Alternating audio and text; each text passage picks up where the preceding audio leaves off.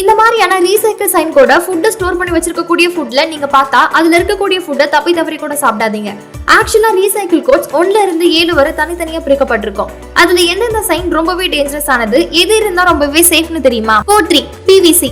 இதுதான் இருக்கிறதுலயே ரொம்பவே டேஞ்சரஸான ஒரு கோடு. இந்த சைன் இருக்கக்கூடிய பிளாஸ்டிக்கை ஃபுல்லாவே அவாய்ட் பண்ணிருங்க. இது போக கோட் 6, இதுவும் கோட் 3 போலவே ரொம்பவே டேஞ்சரஸ் ஆனது. இது ரீசைக்கிள் பண்றது ரொம்பவே கஷ்டம். அப்ப இந்த பிளாஸ்டிக் உங்க ஹெல்த்துக்கு எவ்வளவு டேஞ்சரஸ் அப்படின்னு நீங்களே யோசிச்சு பாருங்க. கோட் 1, இது பிளாஸ்டிக் வாட்டர் பாட்டில்ஸ்ல யூஸ் பண்ணுவாங்க.